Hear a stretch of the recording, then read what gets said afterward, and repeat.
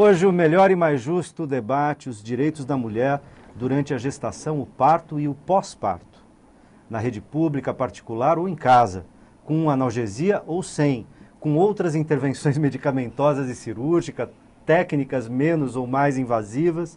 Na verdade, a discussão que inclusive levou famílias e profissionais de saúde às ruas na marcha pelo parto humanizado no início de agosto, levantou a bandeira da devolução do protagonismo da mulher durante essa rica experiência humana que é a da gestação e do parto. Então, como promover essas mudanças? Como colocar o bem-estar e a autonomia da gestante à frente da agenda e da conta corrente dos hospitais, etc. Eu disse, essa é a pergunta-chave do nosso terceiro bloco, faz a síntese do nosso programa. Mas antes da gente respondê-la, eu queria ainda ouvir a Cíntia sobre a questão do parto domiciliar ou hospitalar, porque também sei, ela já disse para a gente aqui no intervalo, que ela tem restrições. Diga, Cíntia. Eu tenho restrições porque, na verdade, as complicações inerentes ao parto e o pós-parto imediato, e mesmo com o bebê, são enormes. Então, a própria Gisele Bündchen, que eu acabei de conversar com vocês, ela teve um bebê em casa, mas ela montou uma UTI neonatal. E isso foi o diferencial. E a própria hemorragia que isso pode acontecer na paciente... Nós não estamos falando de construir um hospital em casa, sim, tá não, certo? lógico. Aí... Mas é o tanto medo que ela tinha de que pudesse acontecer alguma coisa que ela levou uma UTI preparada para a casa dela. Ela queria, mas ela estruturou. E isso não existe aqui.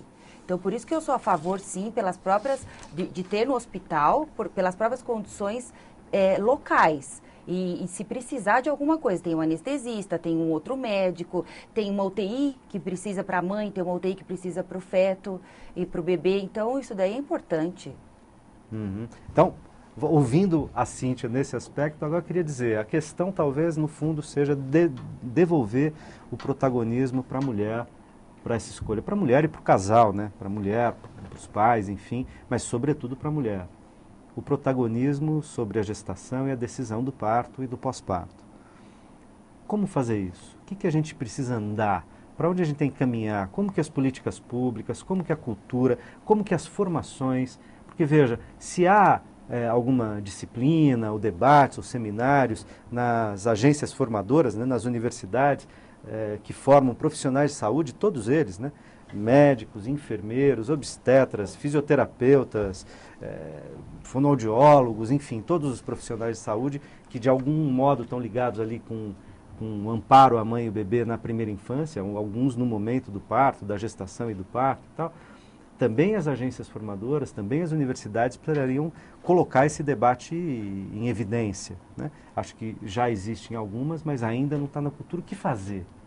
Objetivamente, o que fazer para a gente avançar na direção de poder colocar na mão da mulher, bem informada, essas possibilidades para ela fazer essas escolhas e ter o amparo necessário por parte das políticas de saúde, dos serviços de saúde, dos profissionais de saúde. Karina. Eu acho que tem que começar na parte de formação do profissional, tanto médico como enfermeiro, porque existe muito enfermeiro também com uma visão muito intervencionista e pouco respeitosa, e pouco que enxerga a mulher como um ser individual com direitos às escolhas e opções. Com um profissional que já está atuando, precisa haver atuações de reciclagem, de direcionamento, de reorientação, porque é muito difícil, é muito difícil. Eu sei porque eu já implantei alguns serviços de centro de parto em São Paulo e aqui em Santo André também, e é muito difícil você mudar a opinião do profissional que já é formado. Então ele tem algumas visões e... Estão muito arraigadas. Muito, muito. Então fica muito difícil. E duro que essa questão também, como ela passa por várias coisas, né? A maternidade, a sexualidade e tal, ela carrega outras visões sociais, às vezes não científicas ou técnicas, nem científicas técnicas, né? Porque a ciência não é neutra, mas não são questões técnicas, são questões de trazer valores morais da sociedade, sobre como deve ser, se a mulher... inclusive religiosamente, em alguns cantos você tem que aguentar esse sofrimento de um certo jeito, tem que ser de um jeito, não pode ser de outro, tem que ser assim, não pode ser assado. tudo isso faz parte desse debate, né? Certo, Cíntia? Certo. Eu concordo com a Karina que eu acho que a formação deveria ter algumas transformações. Principalmente o médico que está se formando. A enfermeira, eu estava até falando para ela, é muito difícil uma enfermeira obstetriz que faz o que ela faz. Nós temos vários obstetras em São Paulo, quantas delas a gente tem? Que poderia estar ajudando, complementando, auxiliando e até ensinando coisas para aumentar o nosso conhecimento, que nem ela falou. Se você gostar do parto domiciliar, se você ver, você vai gostar. Como? Eu não estou acostumada. Então, assim, são poucas as pessoas como ela. E isso é difícil, porque é cultural, é educação, é a faculdade que a pessoa fez, essa intervenção que todo mundo pensa. É mais fácil. Como que eu vou ficar com uma paciente 18 horas hoje em dia?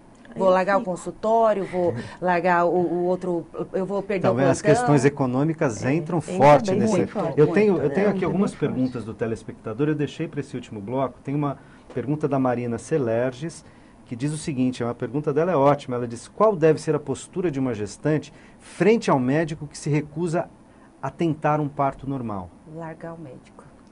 Procurar uma outra opinião. Eu acho que ela tem o direito de procurar um outro profissional e saber a opinião de um outro profissional. E hoje em dia eu vejo muitas gestantes trocando de médico com 30, assim, pertinho de parir. Por quê? Porque elas querem, por isso que eu falei para vocês, para ter parto normal, aqui no Brasil, você tem que ter muita vontade e persistência. Outra pergunta aqui, na mesma direção, outra coisa, preocupação das mães. E, aliás, não sei se isso é um mito ou uma realidade. Então, momento, quebrar mitos. Qual a probabilidade de uma mulher que teve uma cesárea no primeiro filho, eu diria no primeiro, no segundo, se tiver mais de um, e ter um parto normal no segundo filho ou no filho seguinte? É possível? Porque na cultura popular diz assim, se fez cesárea uma vez, cesárea para sempre. Não. Érica? Não é verdade. Né? Se dizia isso antes, uma vez cesárea, sempre cesárea. A gente sabe que não é assim. É possível ter um parto normal após uma cesárea, né? O que a gente precisa fazer, como a gente deveria fazer em todos os partos, é medicalizar menos, né? Usar menos medicamentos que têm muitas contrações, porque o risco seria aí de ter uma ruptura, enfim. Mas a gente sabe que se a gente medicalizar... o risco é bem pequeno.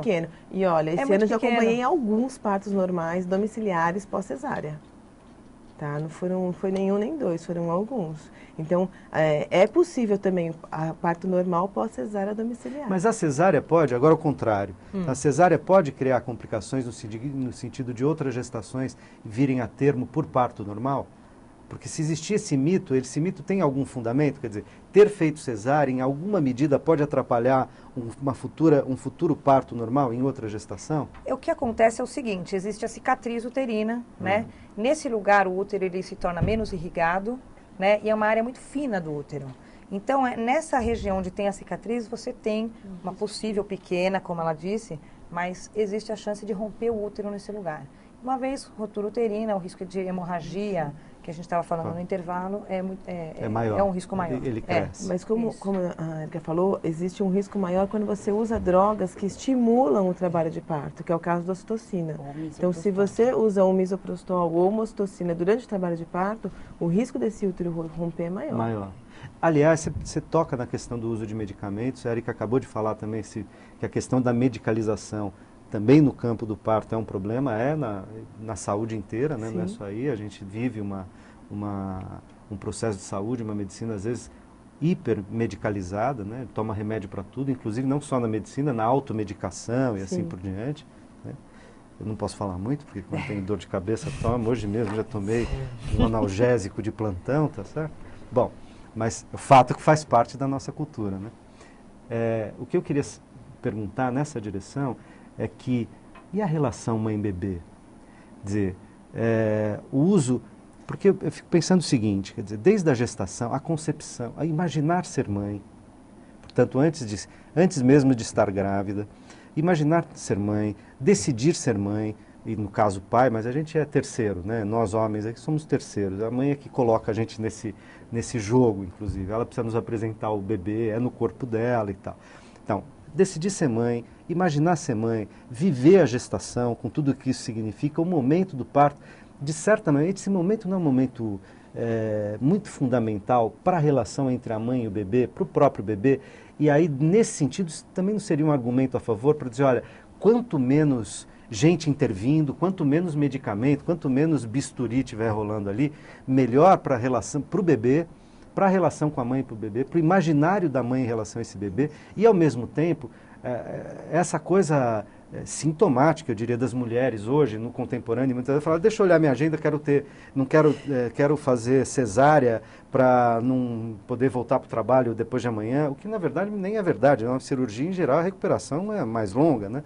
Mas para eu não perder tal coisa, ou marcar tal data, não tem uma relação, nesses casos, não é um sintoma social de um desinvestimento nessa relação fundamental entre mãe e bebê? Cíntia? Sim, com certeza. Essa troca foi perdida um pouco. E, na verdade, hoje em dia parece um comércio isso, banalizaram um pouco. Ai, cesárea. Ai, cesárea. Cesárea é uma cirurgia, você corta 7 camadas até você chegar no seu objetivo. Então, isso ficou meio banalizado. Às vezes a paciente, a gente chega no quarto, no pós-operatório, de um parto normal, ela está andando para lá e para cá. A paciente da cesárea está lá, deitada, com dor, constipada, ela está demasiada, e a paciente do parto normal, ela tem uma vida normal depois. E isso é uma... A recuperação é muito mais rápida. Para cuidar do próprio bebê também, isso é bom. Essa relação, essa troca. Eu costumo falar que ainda ela tem que fazer cara de feliz, né? Porque o bebê acabou de nascer. Então é bem difícil. Se está com cicatriz, exatamente, ela tem que fazer cara de feliz. Está com ponto, feliz. Cheio de dor. E assim, o parto normal, ele traz vários benefícios para o bebê e para a mãe. Então, eu costumo dizer que o primeiro abraço que o bebê recebe é da vagina da mãe, né? Que ele passa por um canal apertadinho, onde sai todo o líquido amniótico do pulmão dele. Ele é contaminado com as bactérias da própria flora materna mesmo. Então, a primeira imunoglobulina, a primeira vacina que ele recebe. Então, tem vários benefícios. O bebê, quando nasce no parto humanizado, pode vir exatamente para o contato pele a pele da mãe, já procura o peito para sugar. Na cesárea não dá, né? Demora para cortar o cordão umbilical, porque a gente sabe que essa demora promove o melhor conforto respiratório para o bebê. O bebê não tem a necessidade de respirar imediatamente pelo pulmão, ele pode estar fazendo troca pelo cordão umbilical. Então, tem vários benefícios.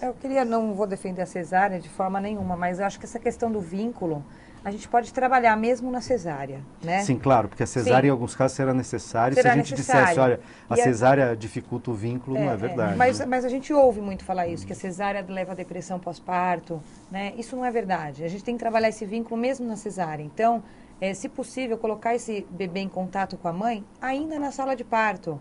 Né? O que a gente faz? É possível. É possível mesmo na cesárea, por exemplo, dar o bebê para a primeira mamada ou para a primeira... O que a equipe precisa mamada, fazer? Né? A equipe precisa colocar, tem os campos... Chupetada. Os campos esterilizados, a gente precisa colocar um pouquinho mais para baixo. O anestesista ajuda, solta o braço da mãe que fica preso. O braço da a mãe. Enfermeira, enquanto a gente está fazendo o procedimento, ela põe o bebê no contato pele a pele, às vezes até mama. Né? Então, isso também facilita bastante o vínculo. Mama ou chupeta, né? O bebê, antes de mamar, fica ali até pegar. O importante é esse contato. Né? Isso que a gente tem que preservar. E é possível fazer também na cesárea. É possível fazer. Nem sempre é feito, né? Não. Mas, de novo, temos que trabalhar na cultura, na formação, nas práticas. Mas dependendo do profissional que você está trabalhando, no caso, ela falou, o anestesista, a enfermeira, o próprio pediatra, porque tem pediatra estressadíssimo, que pega o bebê, já leva para fazer os primeiros procedimentos e traz para a mãe. Se a gente não pedir, deixa um pouquinho, o bebê vai embora. O bebê já vai lá para o berçário. O pai leva o bebê embora. E se a gente não pedir, quando a gente está terminando, cadê o bebê e o pai? Já foram embora. Já foram embora, você nem viu o bebê. Então, agora, sobre a ida embora do bebê, nós vamos ter que fazer outro programa. Nosso tempo acabou. Eu agradeço muitíssimo a presença de vocês. Como eu disse lá no comecinho, passa rápido. Agradeço também a você que nos acompanhou até aqui. Tenho certeza que a nossa conversa te ajudou a pensar em como é fundamental, como é importante assegurar às mulheres o direito ao planejamento reprodutivo e à atenção humanizada durante a gravidez, o parto e o pós-parto. E ainda garantir às crianças o direito ao nascimento seguro, ao crescimento e desenvolvimento saudáveis, por um país melhor e mais justo. Logo, o conteúdo desse programa estará disponível no nosso portal, onde você pode sugerir temas e rever outros debates que já aconteceram aqui. Acompanhe a nossa programação também pelo Twitter e pelo Facebook, o endereço está aqui, né? A gente se encontra na próxima quinta ou a qualquer momento pela internet. Forte abraço.